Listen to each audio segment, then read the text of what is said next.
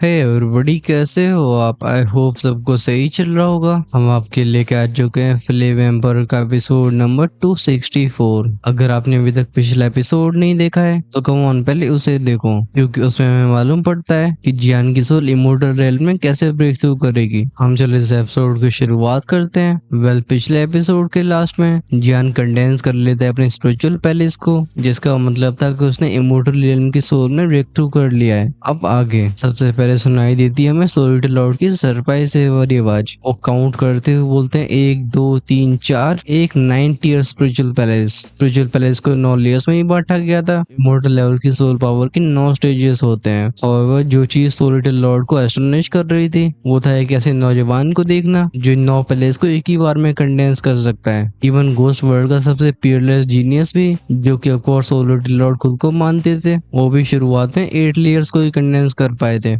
Spiritual palace की layers determine करती हैं कि फ्यूचर में उस कल्टिवेटर की सोल पावर कैसी होगी। हालांकि सोलिटर लॉर्ड इनिशियली 8 लेयरों के स्पिरिचुअल पैलेस को कंडेंस कर पाए थे, लेकिन वो उस फाइनल स्टेप को कभी ले नहीं पाते। इस वजह से वो कभी स्पिरिचुअल ट्रेवल या फिर स्पेस वंडरिंग लेवल तक खुद को पहुंचा ही नहीं पाते हैं। वहीं पे जियान ने सफलता पूर्वक एक 9 लेयर्स वाला स्पिरिचुअल पैलेस कंडेंस किया है। ये क्लियरली इंडिकेट करता है कि उसका फ्यूचर पोटेंशियल उस सोलिटर लॉर्ड से कई गुना टेरिफाइंग होगा। जैसे स्पिरिचुअल पैलेस का 9th फ्लोर अपने शेप को लेता है, 2 प्योर सोल पावर के धागे पहले तो फ्लोर्स को बढ़ने लगते हैं। 9th फ्लोर इमोर्टल लेवल की सोल का पीक होता है। वहीं पे जिस तरीके से जियान का पहला फ्लोर चमक रहा था, ये प्रूफ था कि उसने बस इमोर्टल लेवल की सोल में ब्रेक थ्रू नहीं किया है, बल्कि वो पहले स्पिरिचुअल वंडरिंग के अर्ली स्टेज के पीक पे पहुंच चुका है। ऐसे रिजल्ट को देख के सोलिटर लॉर्ड को खुद पे शर्म आती है। उनके लिए अच्छी बात है कि जियान उन्हें देख नहीं रहा था। कुछ समय के बाद हाफ हाफ करते हुए, जो कि ऑफकोर्स गहरी सांसें लेने की आवाज होती है, जियान बैठ गया होता है। बेसिकली वो हवा से जमीन पे पहुंचा था, लेकिन इतना करने में ही जियान को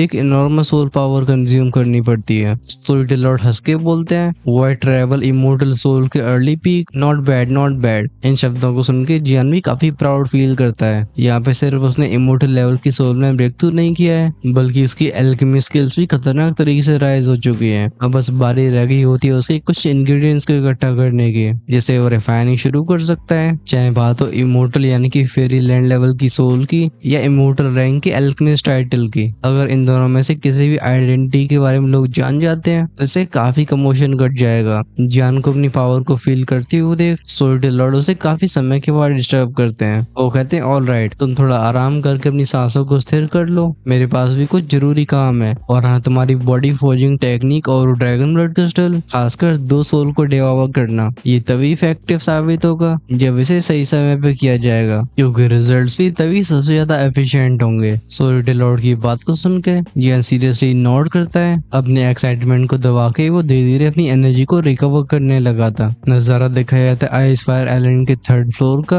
हम सबसे पहले उस टूटी हुई सी आवाज को सुनते हैं। आवाज गड़ करके बोलती है, नहीं, मुझे खुद जाके देखना होगा कि आखिर 8th फ्लोर पे हो क्या रहा है। मेरे इस पेन को एक होली फ्लेम वाला ही रिलीफ पहुंचा सकता है। चाहे कीमत कुछ भी हो, मैं उसे चुकाने के लिए तैयार हूँ। अब ये पीड़ा मुझसे और सही नहीं जाती। यहाँ पे 8th फ्लोर एकदम अनबाउंडेड रेलम होता है, जहाँ काले रंग की मिस्ट के अलावा और कुछ मौजूद नहीं था। लेकिन ये 3rd फ्लोर अलग होता है। एक फैली हुई माउंटेन रेंज थी, तभी ज़ू की आवाजों के साथ एक काले रंग का धुआं बहुत तेजी से 3rd फ्लोर के बैरियर्स को तोड़ देता है। इसकी डायरेक्शन थी वहाँ जहाँ जियान ठहरा था। वेल, बात ऐसी थी कि कोई भी कैदी अपनी फ्लोर को तोड़ के और कहीं जा नहीं सकता था। ये बस तहकीकात करने के लिए अपनी थोड़ी सी पावर को ही भेज सकते थे। यही वो फ्रैगमेंट एनर्जी होती है जो 8th फ्लोर में जा रही थी। हाउएवर, जिस पल ये ब्लैक एनर्जी 3rd फ्लोर के गार्डियन स्पेस से ऊपर जाती है, इसे तुरंत ही पहचान लिया जाता है। वेल, 3rd फ्लोर का गार्डियन एक बहुत बड़ा फूलों का मैदान होता है। यहाँ चारों तरफ फैली उस महक के बीच में एक हार्मलेस सी दिखने वाली डेडली पावर छिपी होती है। उन फूलों में से एक आवाज आती है, अर्थ मंकी, तुम्हें हार मान लेनी चाहिए। इसके साथ विश के साउंड के साथ हम एक सिल्वरी बीम को जमीन से उड़ते हुए देखते हैं, जो कि उस काले रंग के धुएं को तुरंत जकड़ लेती है। तुरंत ही उस ब्लैक मिस्ट का ऑरा कमजोर हो गया था। हम उसके अंदर से एक चिल्लाती हुई आवाज को सुनते हैं। वो आवाज कहती, गोल्डन फेदर बिचंडाई, तो मुझे इतना पुश नहीं कर सकते। हालांकि यहाँ पे जिसकी बात हो रही थी वो खुद अपीयर नहीं हुआ था, लेकिन हम फिर से उसकी प्यारी सी आवाज सुनते हैं। वो आवाज कहती, हम ये फ्लोर मेरा डोमेन है, तुम्हारे यहाँ पे एरोगेंट बिहेव करने की हिम्मत हुई। उस ब्लैक मिस्ट में से अर्थ मंकी को रॉकी बोलता है, अगर मुझे ये चीज सप्रेस नहीं कर रही होती तो मैं तुम्हें कब का हरा चुका होता। इसका जवाब देते हुए यहाँ का गार्डियन एलियन बीस्ट जो कि गोल्डन फेदर बिचेंडा ही होता है, वो बोलता है अर्थ मंकी, तुम्हारी 2 सोल की पावर के बिना अब तक तुम्हारा शारीरिक शरीर भी मिट चुका होता। इसी मोमेंट पे गूंजती है क्रैश की साउंड। उस काले धुएं में से एक बड़ा सा फैंटम निकलता है जो 3rd फ्लोर के गार्डियन से दूर चला जाता है। ये देखी गोल्डन फेदर बिचेंडा चिल्ला के बोलते तुम कहाँ जा रहे हो। वो सिल्वर लाइटिंग बीम फिर से जूझ के साउंड के साथ आगे बढ़ती है, जिसे वो ब्लैक मिस्ट का फैंटम बिल्कुल खत्म होने की कगार में पहुंच जाता है। लेकिन तब भी इसमें से काले रंग का धागा स्पेस में छेद करके कहीं गायब हो जाता है। लगता है 3rd फ्लोर के गार्डियन ने इसे सेंस कर लिया था। वो साय करके बोलती है मेरी मिसकैलकुलेशन है, इसकी एनर्जी का छोटा सा ट्रेस तब भी भाग पाया, और तो और अब मैं 8th फ्लोर से उस 3 आइड गोस्ट पीपल के ऑरे को सेंस नहीं कर पा रही हूँ। लेकिन कुछ समय पहले जो होली फ्लेम का ऑरा अपीयर हुआ था, क्या वो सच में रियल है? ऐसी बड़बड़ाने की आवाजें कुछ और समय तक गूंजती रहती है। चीजें फिर से शांत होने लगती है। इनके लेवल के एक्सपर्ट्स के लिए ऐसी बहुत कम चीजें थी जो इनके इंटरेस्ट को जगा पाए। अब ये बस यहाँ के कैदियों पे ध्यान दे देते हैं। सीन जाता है आइसफायर आइलैंड के 2nd फ्लोर पे। रंबल रंबल की आवाज के साथ एक बहुत बड़ा फिगर गार्डियन स्पेस से ऊपर उठता है। वो अपने सामने की शैडो फिगर से चिल्ला के बोलता है डार्क डीमन, तुम करना क्या चाहते हो? ये सुन के वो डार्क मिस्ट बोलती है ब्लू व्हाइट फैंटम जिन लियाओ, हमें फाइट करती हुए हजारों साल हो चुके हैं, तुम बताओ क्या लगता है तुम्हें? मैंने इस आइलैंड पे आज किसी को सेंस किया है और मुझे उसका ऑरा बहुत जाना पहचाना लग रहा है। जवाब देते हुए बड़ा सा फिगर जो कि ब्लू व्हाइट फैंटम लिन जियाओ होता है, वो कोल्ड आवाज में कहता है भले ही तुम एक इंसान हो लेकिन तुम्हारा दिल बीस्ट से भी ज्यादा डार्क है। इवन मैं भी तुमसे घृणा महसूस करता हूँ। अगर तुम मेरे गार्डियन स्पेस से बाहर जाना चाहते हो तो ऐसा सिर्फ मुझे हराने के बाद ही हो सकता है। 2nd फ्लोर का गार्डियन स्पेस ये होता है एक बहुत ऊंचा सा अकेला माउंटेन, और हम इसके ऊपर एक फ्लड ड्रैगन को देखते हैं जिसे सिल्वर स्केल्स ने ढक रखा था। यही था वो ब्लू व्हाइट फैंटम लिन जियाओ। इसकी वो कोल्ड नजरें देख रही थी उस डार्क ऑरे को जो 2nd फ्लोर से भागने की कोशिश कर रहा है। वैसे बीस्ट पूरे सोल बीस्ट रियल में काफी ज्यादा फेमस है, खासकर इसका वो नीले रंग का ऑरा और वो गहरी नीले रंग की आंखें। वो ब्लैक मिस्ट जिसका नाम था डार्क डीमन, वो अच्छे से जानता था कि अपनी स्ट्रेंथ को इस तरीके से बाहर भेजना ये उसकी ओरिजिनल बॉडी के लिए बहुत नुकसानदेह है, और इतनी सी स्ट्रेंथ के साथ वो गार्डियन से भी फाइट नहीं कर सकता था। वो डार्क डीमन बोलता है मैं तुम्हारे साथ और नहीं खेलूंगा, नाउ ब्रेक। अगले पल घूमती है बूम बूम बूम की एक्सप्लोजन्स की आवाजें। ऐसे सीन को देख के उस फ्लड ड्रैगन की आंखें नैरो हो जाती हैं। जुश की आवाज के साथ उसकी पूंछ उस डार्क डीमन से टकराती है, जैसे इसकी भी 3rd फ्लोर वाले कैदी ऐसी हालत हो जाती है। खासकर उस ड्रैगन की आंखें इस ऑरे को देख के एक अलग ही लेवल की डिस्गस्ट दिखा रही थी। तभी इस कमजोर हो चुकी ब्लैक मिस्ट में से डार्क डीमन की आवाज गूंजती है। वो हा हा करके बोलता है चलो इससे ही मेरा काम चल जाएगा। इसी के साथ उसका एक छोटा सा एनर्जी का ट्रेस उस एक्सप्लोजन से फटने वाली स्पेस में घुस जाता है, और ये भी जाने लगा था आइसफायर आइलैंड के किनारे की तरफ। इस मोमेंट में दोनों 3rd और 2nd फ्लोर के कैदी अपनी पावर के एक छोटे से हिस्से को 8th फ्लोर की तरफ भेज चुके थे, जो ऑफ कोर्स जियान की डायरेक्शन थी। लेकिन सबसे अजीब बात यह थी कि इन दोनों के खलबली मचाने के बाद भी वो 1st फ्लोर बिल्कुल शांत रहता है। सीन वापस लौटा था जियान की तरफ। उसे अपनी दुखी और सोल पावर को रिस्टोर करने में बहुत लंबा समय नहीं लगा था। जब सोलिड लॉर्ड्स की कंडीशन को चेक करते हैं उनके चेहरे पे एक अजीब सी स्माइल आ जाती है। हालांकि स्माइल को जियान समझ नहीं पाता, लेकिन अभी इसके एक्सप्रेशन चेंज हो चुके थे। ये थी एक बुरी फीलिंग। तभी सोलिड लॉर्ड 8th फ्लोर के एंट्रेंस की तरफ मुड़ के बोलते हैं ठीक है तैयार हो जाओ, हमारे पास कुछ मेहमान है। वो एक कह ही पाए होते तभी जियान भी इसे सेंस कर लेता है। दो ओवरवेलमिंगली टेरिफाइंग और इस जगह को अप्रोच कर रहे थे। लेकिन जो चीज इससे ज्यादा भी अलार्मिंग होती है वो ये थी कि इन दोनों में से एक ऑरा उसके शरीर की होली फ्लेम को बेचैन करता है। ये ऑरा होता है इविल एलियन रेस का। अब इमोर्टल लेवल की सोल में ब्रेक थ्रू करने के बाद जियान की सेंसिटिविटी ये बिना किसी डाउट के एक अलग ही स्तर पर जा चुकी है। इसलिए वो अच्छे से समझ गया था कि इन दोनों में से एक ऑरा डेफिनेटली इविल रेस को बिलोंग करता है। जियान पूछते सीनियर क्या इस आइसफायर आइलैंड में सिर्फ ग्रेट 1000 वर्ल्ड के कैदी कैद नहीं है, फिर इविल रेस का ऑरा क्या कर रहा है? सोलिड लॉर्ड रिप्लाई करते हैं आइसफायर आइलैंड हाँ ये विकेट इंडिविजुअल्स को कैद करता है, लेकिन लगता है उस व्यक्ति ने अपनी मर्जी से इविल रेस को चुना है और शायद उनके द्वारा कंट्रोल किया जा रहा हो। क्या तुम इसी तरीके के ब्लड डीमंस का सामना पहले नहीं कर चुके हो? जियान अपने सर को हिला के बोलता है मैं तब भी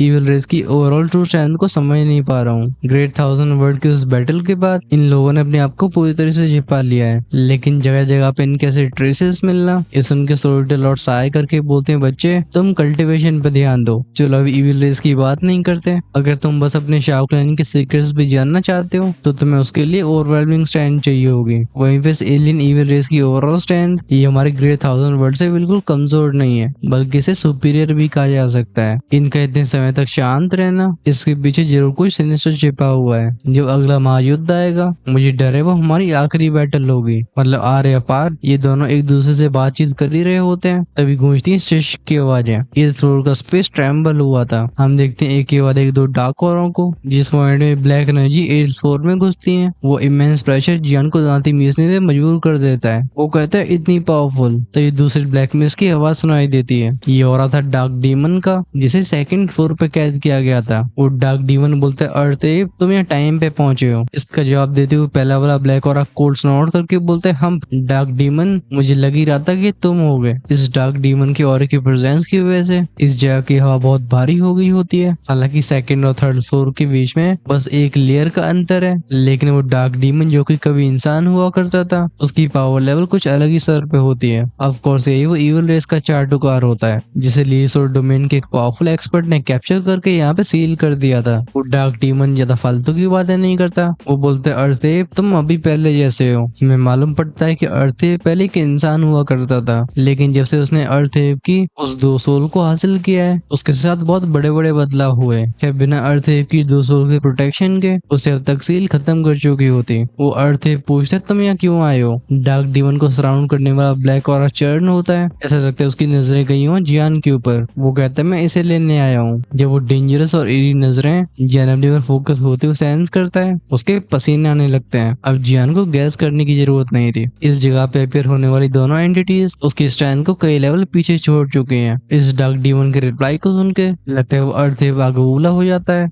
बस बस बस के साउंड के साथ उसका ऑरा उस डार्क डीमन की पावर को पीछे भेजने लगता है। वो कहता है तुम उसे ले जाना चाहते हो, लेकिन किसके लिए। डार्क डीमन गहरी आवाज में कहता है मैं जानता हूँ तुम्हारे पास अर्थ दो सोल की पावर है, जिसे खत्म करना मेरे लिए भी आसान नहीं होगा, लेकिन मत भूलो कि मेरा मास्टर कौन है। तुम तो क्या इस लीस और डोमेन का लॉर्ड भी मेरे मास्टर की डिसरिस्पेक्ट करने की हिम्मत नहीं करेगा। ये सुन के अर्थ गुर्राती हुए बोलते हम तू बस एक इविल रेस का चमचा है, इसलिए रिगार्डलेस आ चाहे कुछ भी हो जाए मैं तुझे इस बच्चे को ले जाए नहीं दूंगा। और डार्क डीमन फ्यूरियस आवाज में कहता है चौस है। जियान के पास थी होली फ्लेम और खुद इविल रेस का हिस्सा बनने के बाद उसका अल्टीमेट गोल होता है होली फ्लेम को ढूंढ के उसे सील कर देना, जैसे अगले ग्रेट वर्ल्ड वॉर में वो होली फ्लेम अपीयर न हो सके। अर्थ गुर्रा के बोलता है ट्रैश। उसकी आवाज हवा में टेंशन को बीच में से फाड़ देती है, जिससे जियान को सांसें ले पाता है। लगता है कम से कम एक एंटिटी तो उसे बचाने के लिए तैयार थी। यहाँ पे अर्थ एकदम डिटर्मिनेशन के साथ आया होता है, चाहे कुछ भी हो जाए, लेकिन वैसे होली फ्लेम की पावर से अपने इंजरीज को ठीक करवाना ही होगा, न ही वो उसे कभी इविल रेस के हाथ में लगने देगा। इन दोनों के सफोकेशन प्रेशर को झेलते हुए जन अर्थ की काले रंग के फैंटम की तरफ बाव करके बोलता है सीनियर इस जूनियर को प्रोटेक्ट करने के लिए धन्यवाद। उस ब्लैक मिस्ट के अंदर अर्थ अपने सिर को लाके बोलता है तुम इतनी जल्दी मुझे थैंक यू नहीं बोलना चाहिए, ये बंदा स्ट्रॉन्ग है, ये शुरुआत से गिफ्टेड रहा है, खासकर जब से उसे डार्क डीमन की पावर मिली मुझे नहीं लगता कि मैं भी इसे रोक पाऊंगा। ये सुन के जियान की भौहें सिकुड़ जाती हैं। वो कहता लगता है परेशानी बढ़ गई है। इन दोनों के बीच में बैटल जस्ट शुरू होने वाली होती है तभी शुआ शुआ शुआ के साउंड के साथ एक मिस्टीरियस पावर जो कि सब कुछ डिवाओ कर सके वो इस फ्लोर की हर दिशा में फैल जाती है। गूंजती एक काम लेकिन अथॉरिटी से भरी आवाज। वो आवाज कहती लाइट और डार्कनेस ये पुरानी दुश्मन। जब ये ऑरा यहाँ पे इरप्ट हुआ था इसी मोमेंट में आइस फायर आइलैंड के फर्स्ट फ्लोर के अंदर अब तक बेजान से रहने वाला एक बींग अपनी आंखें खोलता है। बूम बूम बूम की आवाज के साथ वो टेरिफाइंग रिपल्स फैलती हैं। वो शूट हो गया था सीधा 8th फ्लोर की तरफ। जब ये टेरिफाइंग पावर एक ही फ्लैश में उस फर्स्ट लेयर की गार्डन स्पेस के ऊपर से निकल जाती है। एक बहुत भयंकर ड्रैगन रोर गूंज जाता और ड्रैगन की आवाज बोलती हन यूजी तुम क्या कर रहे हो। इसी के साथ एक एनर्जी से बना पंजा जिसका आकार 1000 मीटर से भी ज्यादा होगा वो नीचे की तरफ आता है, लेकिन तभी पहले फ्लोर से ऊपर जाने वाली पावर धाड़ की बोलती इस मॉडल के लिए साइड में हट जा। क्रैश की आवाज के साथ वो पंजा चकनाचूर हो गया था। बिना किसी रुकावट के वो पावर सीधा 8th फ्लोर की तरफ चली जाती है। लगता है इस पावर की वजह से ड्रैगन भी शॉक हो गया था। वो कहता है ये पागल, इसके ऊपर ये सील इतनी पावरफुल है लेकिन तब भी उसे रोक नहीं पाई। हाँ, इस साई की आवाज के साथ ये फ्लोर फिर से शांत हो गया था। सीन वापस 8th फ्लोर में पहुंचा था। हालांकि उस 2nd फ्लोर के डार्क डीमन का ऑरा बस घोसली नहीं बल्कि इविल भी होता है, लेकिन जब जियान के शरीर से डिवोरिंग फोर्स इरप्ट हुई थी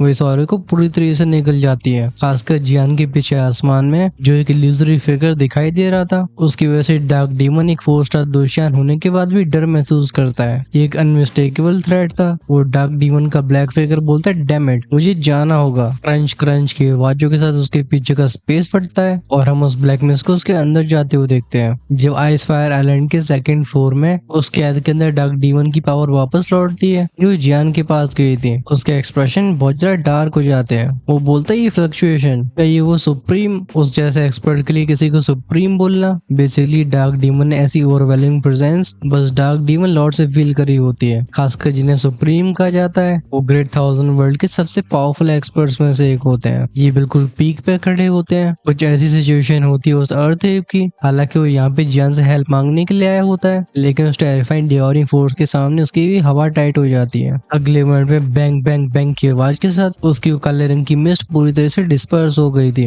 हम थर्ड फ्लोर में अर्थ की असली बॉडी को देखते हैं। वो कहते हैं सच में सोल ईटर लॉर्ड है, जो कि सोल ईटर डोमेन की लॉर्ड हुआ करते थे, लेकिन क्या लॉर्ड ली सोल ने उन्हें खत्म नहीं कर दिया था? फिर ये कैसे? सोल ईटर लॉर्ड के उस टेरिफाइंग प्रेशर के सामने अर्थ और डार्क डीमन दोनों ही ऑलमोस्ट अपनी पावर को तबाह करवा चुके होते हैं। अच्छी बात है कि वहाँ पे एक सेकंड और नहीं रुके। तभी 8th फ्लोर में एक और क्रैक बूम की आवाज गूंजी थी। वर्ल्ड को फाड़ के एक भयानक सोल फोर्स अपीयर होती है। इसने पहले फ्लोर से लेके 8 फ्लोर तक सारे डिफेंसेस को चकनाचूर कर दिया था। वो सोल पावर बोलती, लॉर्ड इस सबऑर्डिनेट को आने में देरी हो गई, लॉर्ड प्लीज मुझे माफ कर दो। इस सोल पावर के ट्रेस को देख के सोल ईटर लॉर्ड के चेहरे पे स्माइल आ जाती है। वो हंस के बोलते हैं तुम्हें जिंदा देख के मुझे अच्छा लगा। तभी फर्स्ट फ्लोर के उस कैदी की वो सोल पावर की ट्रेस बोलती है, लॉर्ड सही बात करने की जगह नहीं है, अब प्लीज मुझे फॉलो करो। हालांकि 8th फ्लोर में आने वाली उसकी ओरिजिनल बॉडी नहीं थी, लेकिन तब भी उसकी सोल के छोटे से ट्रेस में वो पावर होती है जिसने आसानी से 8 फ्लोर्स को चीर के जियान और सोल ईटर लॉर्ड को नीचे पहुंचा दिया था। जियान इस छोटी सी टेलीपोर्टेशन के दौरान चारों तरफ से कई लेयर्स को गुजरते हुए महसूस करता है। वो अचंभे में था कि सीनियर इतने ज्यादा पावरफुल हो सकते हैं। हम फर्स्ट फ्लोर के इस कैदी को बोलने वाले घोस्ट सन बचपन से ही घोस्ट सन सोल ईटर लॉर्ड को फॉलो करता आया है। ये बिल्कुल कहना गलत नहीं होगा कि सोल ईटर लॉर्ड का सोल ईटर डोमेन में जो स्टेटस है उसमें एक बहुत बड़ा श्रेय घोस्ट सन को जाता है। तभी जियान सोल ईटर लॉर्ड से कुछ पूछना चाहता था। वो बोलता है सीनियर ये इस मोमेंट में सोल ईटर लॉर्ड एक डिसीजन ले चुके थे। वो एक फर्म आवाज में कहते हैं अब से तुम मुझे मास्टर बोलो। उनके इन शब्दों को सुन के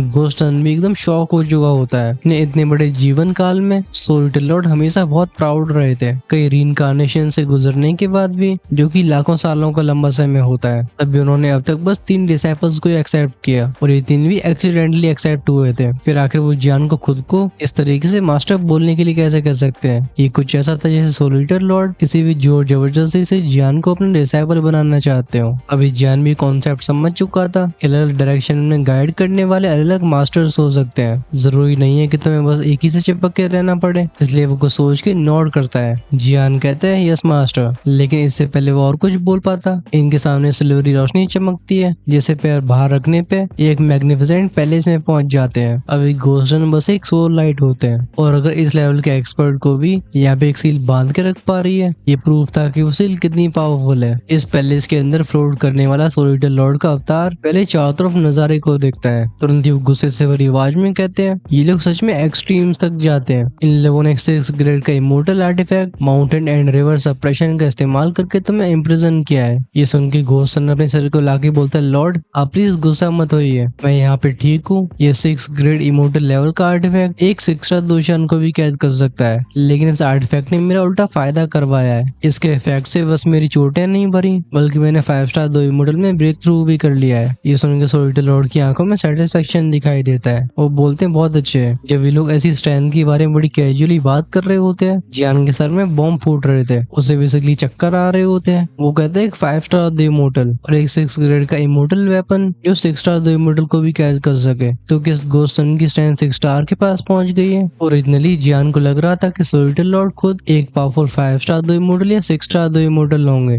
लेकिन अब जियान को एहसास होता है कि बस उनका सबऑर्डिनेट ही इस लेवल तक पहुंच चुका है, तो फिर उनकी ट्रू स्ट्रेंथ सच में टेरिफाइंग होगी। वो घोस्ट सन बोलता है लॉर्ड जब से आप डिसअपियर हुए, हमारे सोल ईटर डोमेन के कई अपर एशेलॉन्स आपकी मौत की खबर चारों तरफ फैलाने लगे, जिससे हमारी जमीन को बांटा जा सके। तब मास्टर यांग हाउ सिक्लूजन में थे, अब वो ब्रेक थ्रू के काफी करीब पहुंच चुके होंगे। वहीं पे मास्टर यांगजोंग जो कि हमेशा से इतने ज्यादा रेस्टलेस रहे हैं, वो आपकी तलाश में जाने के बाद अब तक लौटे नहीं है। आपकी नामौजूदगी में हमारे सोल ईटर डोमेन के 7 हॉल्स में पैनिक फैल चुका है। ये सब तख्ता पलट करने की होड़ में लगे हुए हैं। अच्छी बात है कि लॉर्ड हाउनियर सिचुएशन को जैसे से स्टेबलाइज कर रहे हैं, लेकिन तभी कॉन्फ्लिक्ट्स को रोकना इतना आसान भी नहीं है। लगता है अपनी डोमेन की खबर के बारे में सुन के सोल ईटर लॉर्ड थोड़े से इमोशनल हो गए थे और साय करके बोलते हैं यंग हाउ ये हमेशा अपनी कल्टीवेशन में ऑब्सेस्ड रहा है। वहीं पे होंगजोंग के प्राकृतिक स्वभाव को संभालना ये बहुत मुश्किल है। लगता है इतने सालों में सबसे ज्यादा सफर मेरे नियर ने किया है। वो घोस्ट सन आगे किलिंग इंटेंट से भरी आवाज में कहता है, जब आप लॉर्ड ऑफ लीसोल के हाथ से घायल होके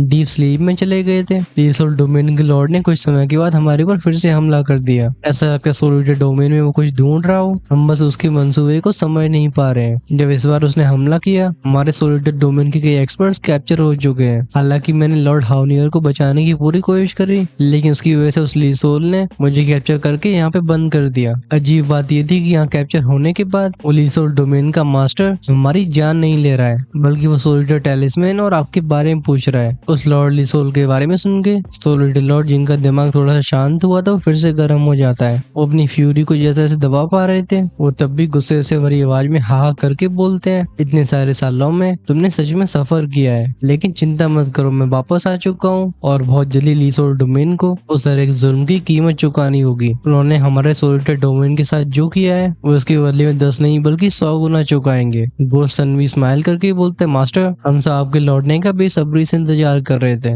मुझे भरोसा है कि जब लोगों को आपके बारे में मालूम पड़ेगा, हमारा डोमेन फिर से एकजुट हो जाएगा। सोलिटर लॉर्ड का ध्यान जियान की तरफ जाता है। वो कहते हैं, यह शाओ क्लैन का डिसेंडेंट। जब उस लीसोल की एम्बुश की वजह से मुझे घायल अवस्था में सोलिटर टैलिस्मैन में छिपना पड़ा, उसे हासिल करने वाला ये था। लेकिन मुझे शक है कि उस लीसोल का अटैक सिर्फ मेरे सोलिटर टैलिस्मैन की वजह से नहीं है। तभी घोस्ट सन पूछता है, लॉर्ड लेकिन आपकी स्थिति? ये सुनकर उनके चेहरे पर रिग्रेट दिखाई देता है। वो कहते हैं, उन गहरी चोटों की वजह से मैं अपनी सोल ओरिजिन के एक हिस्से को खो चुका हूँ। ये सुनकर जियान कहता है, अगर ऐसी बात है तो आपको मेरी कहाँ पे हेल्प चाहिए? आखिरकार अब जियान के पास खुद इमोर्टल लेवल की सोल होती है। हालांकि अभी सोलिटर लॉर्ड और घोस्ट सन जैसे एक्सपर्ट्स के सामने बच्चा है, लेकिन जब बात आती है रिफाइनमेंट की तो फिर उसे कौन ही कंपेयर किया जा सकता था। सोलिटर लॉर्ड स्माइल के साथ बोलते हैं, लड़के तो तुझे इतने ये लिए अपनी मास्टर की चिंता होने लगी। वो घोस्ट सन भी स्माइल के साथ बोलते हैं, हे सर जियान, आपको इतनी चिंता नहीं करनी चाहिए। मास्टर तुम इंसानों से अलग है। घोस्ट वर्ल्ड के क्रीचर्स और बॉडीज के साथ पैदा होते हैं, इसलिए जब हमारी स्ट्रेंथ एक सर्टेन लेवल तक पहुंच जाती है, हम नेचुरली अपनी फिजिकल बॉडी को भी बना सकते हैं। और जहाँ तक बात थी रिजरेक्शन की,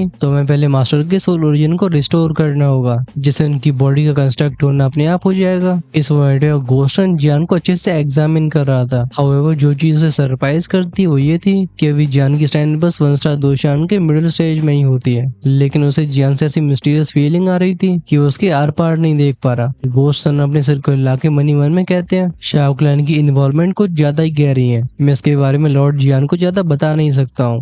मास्टर और सबऑर्डिनेट के बीच में बातें कुछ और समय तक होती रही थी। एक फिर से टॉपिक आता है सोलिटर लॉर्ड के ऊपर। वो कहते हैं, सोल पावर को रिप्लेनिश करने के लिए हमें बस कुछ चीजों की जरूरत है, हालांकि काफी कीमती है। अच्छी बात है कि जियान की हेल्प के साथ उन्हें ढूंढना बहुत मुश्किल नहीं होगा। हाउएवर वो सोल सोर्स जिसे उस लॉर्ड लीसोल ने उस होली फ्लेम की पावर को यूज करके जला दिया था, मुझे नहीं लगता उसे रिस्टोर करना इतना आसान होगा। जब खुद सोलिटर लॉर्ड ऐसी बात करते हैं, जियान और घोस्ट सन दोनों शॉक हो जाते हैं। वो कहते हैं, क्या? जियान घोस्ट वर्ल्ड में सोलिटर लॉर्ड की हेल्प करने के लिए आया था, क्योंकि जब तक उनका मामला सेटल हो जाता है वो जा पाएगा 2 शिफैंग कॉन्टिनेंट में, जिससे दुनिया को ढूंढा जा सके और शाओ क्लैन के उस गार्डियन क्लैन की लड़की से वो 100 साल वाले कॉन्ट्रैक्ट को भी पूरा किया जा सके। उसके दिमाग में थॉट्स चल ही रहे होते हैं, तभी सोलिटर लॉर्ड कहते हैं, 7 क्रॉसिंग सोल कप। हालांकि जियान को तो इनके बारे में कोई समझ में नहीं आता है, लेकिन शब्दों की वजह से घोस्ट सन के एक्सप्रेशन बहुत ज्यादा सीरियस हो जाते हैं। वो कहते हैं, क्या 7 क्रॉसिंग सोल कप? अगर कोई और चीज होती तो घोस्ट सन किसी भी तरीके से उसे हासिल कर लेते, लेकिन इसके सामने वो भी हताश थे। जियान के चेहरे पे कंफ्यूजन को देख के घोस्ट सन बताते हैं, ये 7 क्रॉसिंग सोल कप लीसोल टेरिटरी के एक बहुत कीमती खजाना है और इसे लीसोल डोमेन की 4 एकेडमीज साथ में मिलकर कंट्रोल करती हैं। अगर लॉर्ड लीसोल भी खुद इसे यूज करना चाहता है तो उसे पहले 4 एकेडमीज का अप्रूवल हासिल करना होगा। 7 क्रॉसिंग कप का असली राज क्या है? मुझे लगता है इसके बारे में बस लॉर्ड लीसोल को ही पता होगा। हालांकि मेरी स्ट्रेंथ 6 स्टार 2 इमोर्टल तक पहुंच चुकी है, लेकिन तब भी उन 4 एकेडमीज के हाथ से उस सोल कप को लाना मेरे लिए भी पॉसिबल नहीं होगा। ओके, लगता है पीछे थोड़ा करेक्शन है। लगता है घोस्ट सन ने ब्रेक थ्रू कर लिया था 6 स्टार 2 इमोर्टल में। इन दोनों के एक्सप्रेशन सीरियस होना शुरू हुए थे। तभी सोलिटर लॉर्ड हंस के बोलते, हाँ हाँ हाँ, हमारा यही असली लक्ष्य है। मेरे लिए अपनी पीक कंडीशन में पहुंचना ये बस इस आइटम की बदौलत ही हो सकता है। मैंने एक एंशिएंट बुक में 7 क्रॉसिंग सोल कप के बारे में कुछ गहरी डिटेल्स पढ़ी थी, ये चीज जरूर मेरी हेल्प कर सकती है। घोस्ट सन को सोच के दांती मींस के बोलते हैं, लॉर्ड चलो इस मामले को मेरे ऊपर छोड़ दो। जियान अपने सर को लाके बोलता है, जाने दो, इसे मैं हैंडल करता हूँ। लीसोल डोमेन की 4 मेजर पावर्स होने की वजह से वो एकेडमीज बहुत ज्यादा पावरफुल और कड़ी पैरदाई रखती होंगी,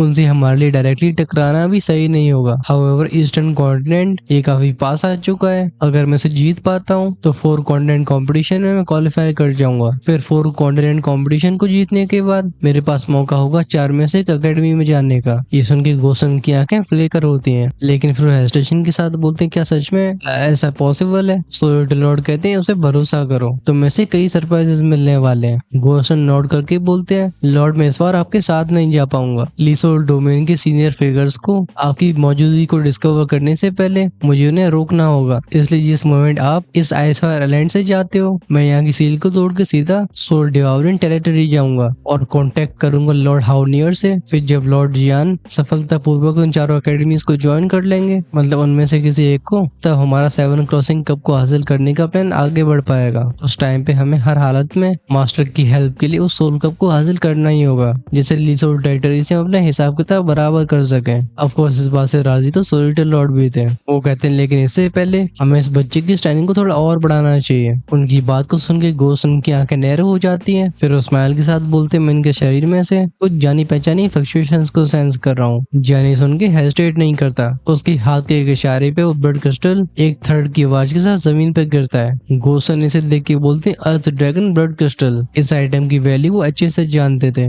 लेकिन घोस्ट वर्ल्ड जहाँ पे सोल बॉडीज की कमी नहीं होती है, यहाँ के लोग इस अर्थ ड्रैगन ब्लड क्रिस्टल को कुछ खास इस्तेमाल करने की क्षमता नहीं रखते हैं। सो लिटिल लॉर्ड कहते हैं इस ड्रैगन ब्लड क्रिस्टल को रिफाइन करने की परफेक्ट जगह है। जाओ गोसन तुम इसे ब्लड पूल लेके जाओ, जल्दी वापस लौटना, मेरे पास कुछ और बातें करने के लिए। जहाँ सो लिटिल लॉर्ड की तरफ बाव करके गोसन के साथ जाने लगा था और अभी वो अंदर से रिलीफ भी फील कर रहा होता है। आखिरकार जब वो ड्रैगन ब्लड एसेंस क्रिस्टल को रिफाइन करेगा, एट द सेम टाइम से ड्रैगन गॉड की 9 ट्रांसफॉर्मेशंस में से पहली ट्रांसफॉर्मेशन को प्रैक्टिस करना होगा। और इस भयानक सीक्रेट के बारे में औरों को पता लगना बिल्कुल सही बात नहीं है। ऐसी बात नहीं थी कि उसे सो लिटिल लॉर्ड की ऊपर बिल्कुल भरोसा ना हो, लेकिन तभी प्रिकॉशंस जरूरी होते हैं, क्योंकि अगर गलती से ड्रैगन क्लैन के एंशिएंट ड्रैगन्स को उसके पास इस टेक्निक के होने की खबर मिल जाती है तो वो जियान को चींटी की तरह मसल के रख देंगे। गोसन के सारे पे लाल रंग की रोशनी जियान को ढक के इस आइसफायर आइलैंड के 5th फ्लोर में ले जाने लगी थी। अगले पल जियान खड़ा होता है एक बहुत बड़े पूल के सामने। ये तालाब एकदम ओवल शेप का था और इसके अंदर वो पानी होता जिसमें से हल्की लेकिन मिस्टीरियस मिस्ट बाहर आ रही थी, जो देखने में बहुत शानदार लगती है।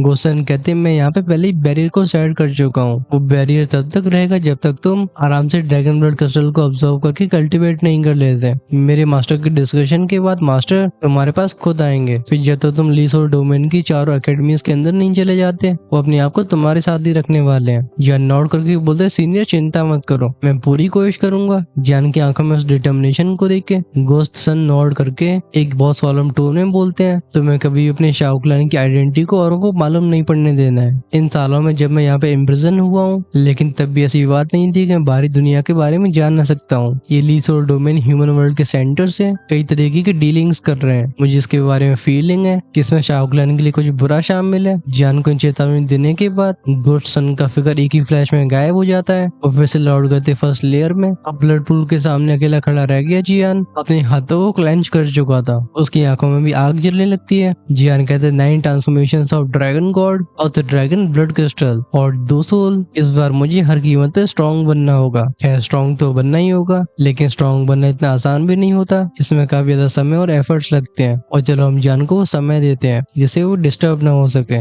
नेक्स्ट एपिसोड में बात होगी शाओ क्लैन के गायब होने पे। फिर जियान अनडेड विंग स्पैरो 2 स्पिरिट को डिवावर कर रहा होगा, जिससे उसकी पावर कहां तक पहुंचेगी मुझे लगता है आपको उसके बारे में गैस करना चाहिए। सो यस, अगर आप उसे मिस नहीं करना चाहते हो तो चैनल को सब्सक्राइब करके बेल आइकन के बटन को ऑन करके रखना, जिससे रिलीज होते वीडियो सबसे पहले आपके पास पहुंचे। वहीं पे अगर आपसे नेक्स्ट एपिसोड का इंतजार नहीं होता है तो आप डेफिनेटली चैनल की मेंबरशिप का हिस्सा बन सकते हो और एंजॉय कर सकते हो हर शाम को रिलीज होने वाले अर्ली एक्सेस एपिसोड्स को। वहीं पे जो हमेशा औरों से 2 से 3 एपिसोड आगे रहना चाहते हैं वो अपने लेवल्स को इमोर्टल एम्पर यूसीयू पर अपग्रेड कर सकते हैं। ये चॉइस है आपके हाथ में। जो उनका ऑप्शन चैनल की होम पेज और सब्सक्राइब की साइड में मिलेगा, उसे चेकआउट करना बिल्कुल मत भूलना। मैं आपसे यहाँ पे विदाई लेता हूँ, हमारा मिलना नेक्स्ट एपिसोड में होगा।